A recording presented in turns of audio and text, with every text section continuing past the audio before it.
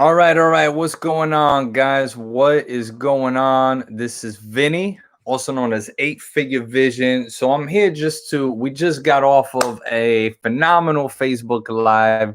So now I'm going to bring it to you guys right here on our channel and just share with you guys a few thoughts about just something that's just been pretty inevitable to talk about right now, and it's this whole talk about the lockdown, this whole talk about the fact that a lot of countries already have been locking down or have been setting curfew, limiting a lot of businesses, a lot of interaction from us to be able to go outside. Now, it's not the first time. We've already been experiencing this recently back in March, for example, when it was first announced that there was a major health crisis. And now we're back in that situation as cases continue to rise. Some countries have already locked down, while others are.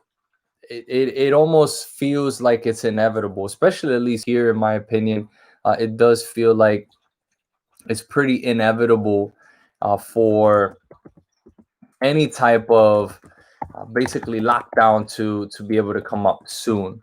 So what I want to do is share with you guys some best practices. All right, share with you a little bit of personal experience as well that hopefully you can take along with you today and be able to bring along with you in the future.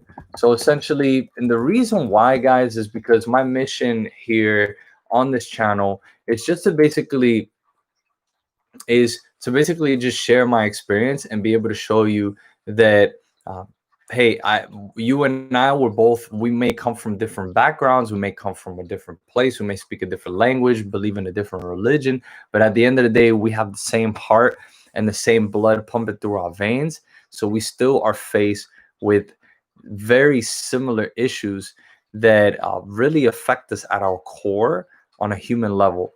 And I feel like if we utilize some of these best practices that other people who have been able to use to thrive in times that others might have found as turmoil, then we can really progress as a species, as a people, and especially individually in our own lives. So with that said, I'm going to share with you guys how do you stay prepared in the event of another lockdown that could potentially threaten either your health or threaten your economic situation. We're not going to talk about health today because I am in no way a health expert. I'm in no way a financial expert. I'm just an individual just like yourself who has gone through a series of trials and tribulations. However, I've been able to see past some of those things and been able to come out on the success side. So, with that said, I want to share with you guys exactly what I was able to do that helped me come out on the other side successfully during this pandemic. Now, before we get started, I do want to tell you guys a little bit about me. Okay. For those of you who don't know, my name is Vinny Rodriguez, also known as Eight Figure Vision. And basically, I was born in a very impoverished neighborhood.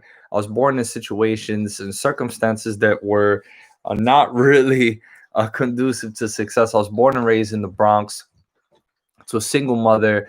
The best thing that I always learned was, even though I lived in one of the poorest neighborhoods in the Bronx and in the entire country of the United States of America, I was taught that if you wanted to be successful, if you wanted to get out of the poverty, the best way to do that is go to school, get good grades, and get a good job. And that's exactly what I did. And I did that very well.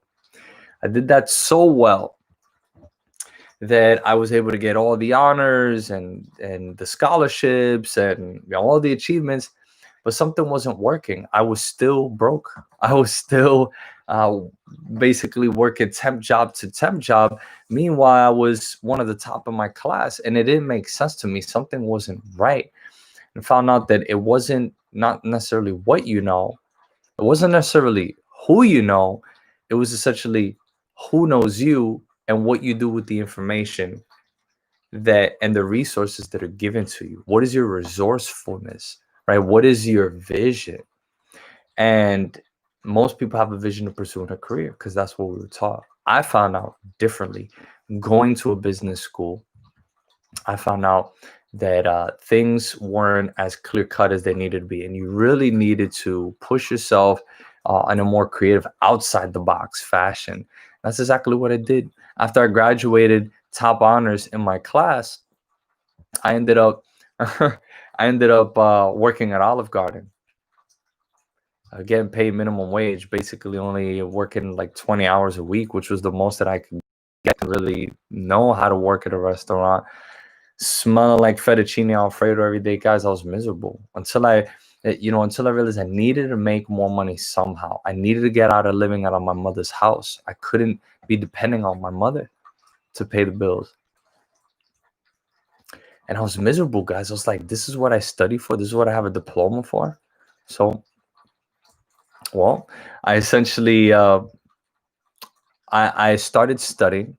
All right, I started watching a few successful individuals on YouTube, like Grant Cardone and Gary Vaynerchuk and Tony Robbins. I started reading their books, and I learned the importance of sales. So I sold a piano that my piano teacher gave me, and I put it on eBay. Right, I didn't think anybody was gonna buy it. I'm just working at my job. Next thing you know, I go on break. I'm miserable in my job, and I look at my phone and piano sold for $700. I said, wait a minute, there's something here to this sales thing. And ever since then, I had a friend of mine who basically was same age as mine, came from the same background as mine, but he was basically going to live and do whatever he wanted to do. So I asked him, hey, how is it that you get to live this elite lifestyle that you live? And he told me, well, why don't you come down to New York and find out? And he showed me a system that helped him, basically create the freedom that he has in his life. He retired both of his parents, and he's driving the cars, he's living the life. He has the freedom. He doesn't report to anyone but himself. And I learned some of the tools of trade from him, and that was me basically moving to New York with $40 in my pocket. I just ended up finding an opportunity where I started uh, basically selling business loans to business owners at full time and part time, investing and trading in the markets. So that leads me to today, a guy who only had $40 in his pocket from one of the poorest neighborhoods in New York, to now having hit so far this year 3 months in the five-figure range. For me, it's an incredible accomplishment, guys. So I want to tell you what happened, because most of this year our country's been in lockdown.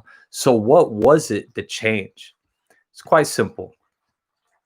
So there were a few things that I did that some of it was just following my gut and instinct, and we all have that, right? You have your gut, you have your instincts, but a lot of it was essentially some strategy and a lot of preparation and practice beforehand that made the momentum a lot easier to be able to ride along the way.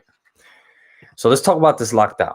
Okay, so despite the turmoil that we faced as a nation this year, the lockdown was really, and I might get a lot of hate for this, was the best time to dial in and learn a new skill, meditate, exercise, study ourselves more spiritually, reflect on life, build the business, pursue a new career. I heard a saying once this year that said, if you come out of this pandemic the same person as you were before, well, you totally missed out on the best opportunity of your life. Think of it this way. Who benefited from this pandemic this year? No conspiracy talk here. We're not here to talk about that. But really, when you look at it in the outset, did anybody benefit during this pandemic? Did anyone's situation get better this year? And did anybody's situation get worse? I'm sure many of you could think of several examples of people or businesses or enterprises whose situation became worse. But what about those whose became better? For example, companies like Zoom, where now most work activities were done in person in an office or in a floor or on site. Now they had to be conducted via Zoom. Or places like Amazon, where Now that everybody is sitting at home and can't leave from home, well, most of their shopping, instead of in person, is done online in places like Amazon. So those companies started to thrive a lot more. And hence you saw the value of their stock increasing multiple. We're talking exponentially. So those were companies that benefited from this pandemic. Think of individuals such as YouTube influencers. Think of loan officers. What about professional in the medical field? They obviously, the medical profession was immensely in demand because so many people were sick. There was a need to fill there.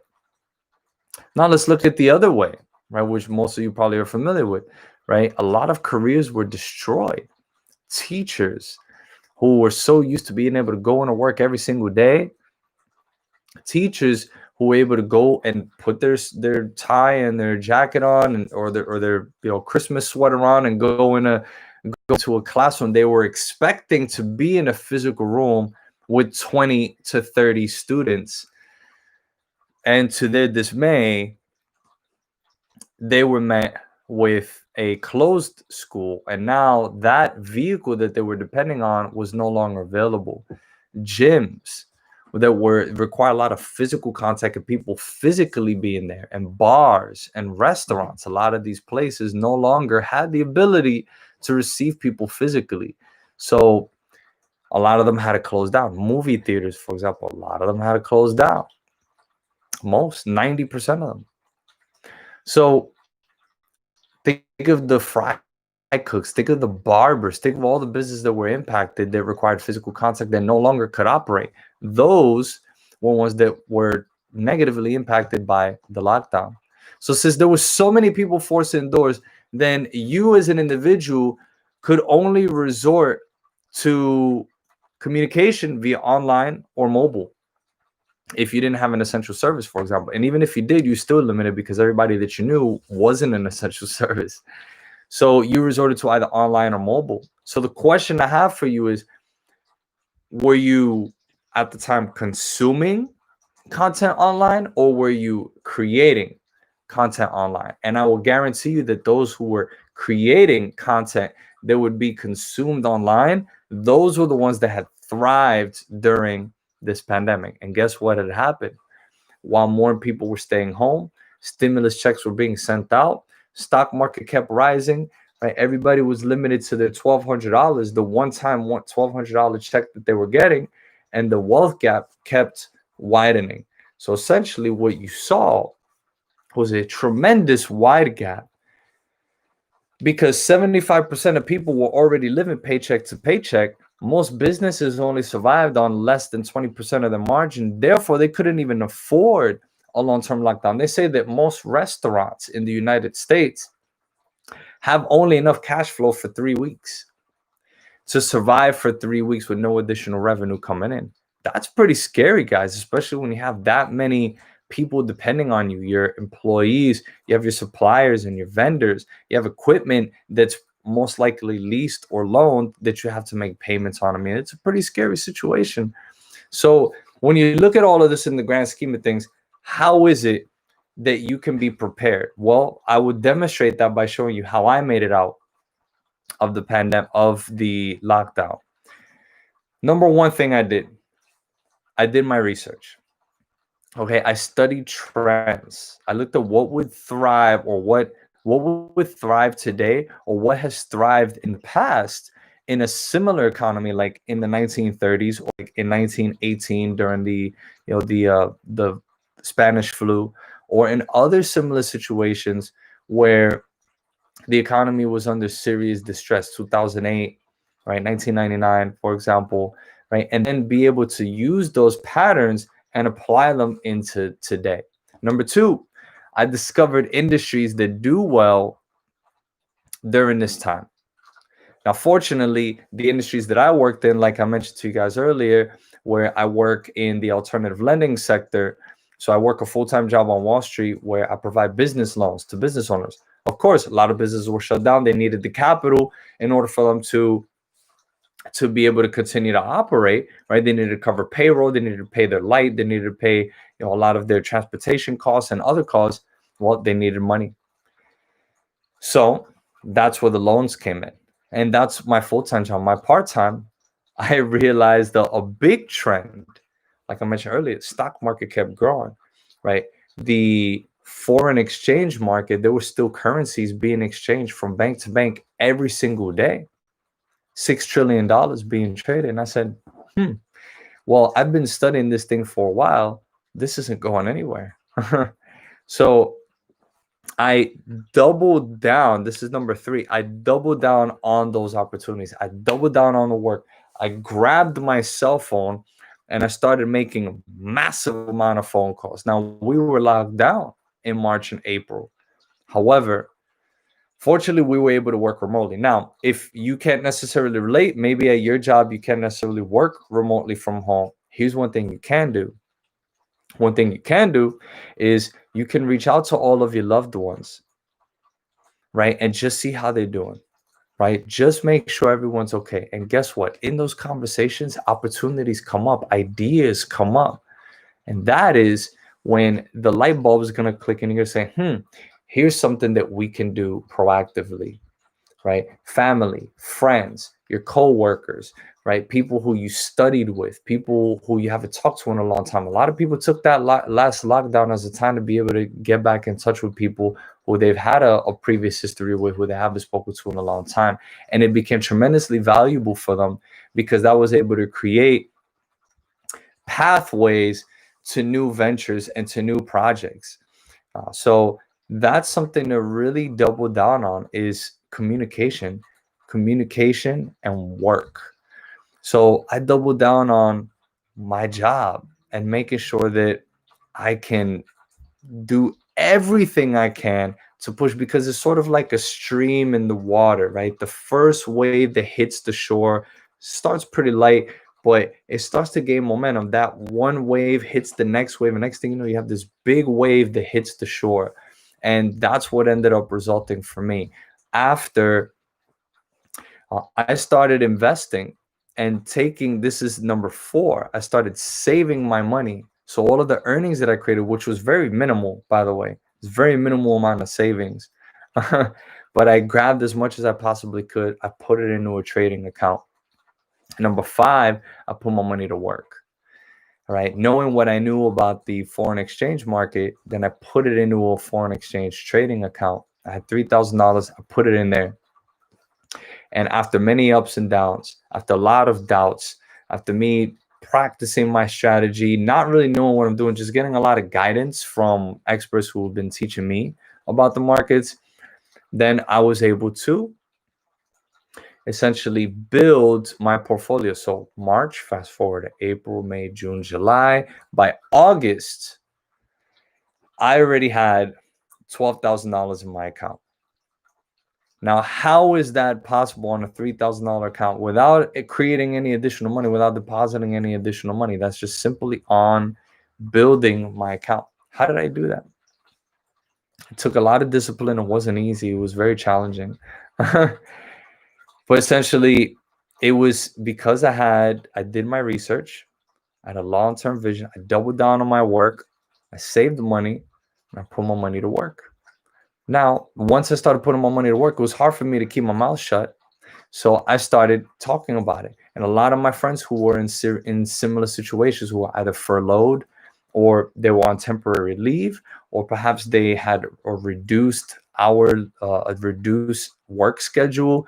Essentially, a lot of them, or maybe collecting unemployment or partial unemployment or PUA, started asking me, hey, what is this thing that you're doing? They had the extra reserves. A lot of us were saving. We actually hit record savings per capita in our country in this century.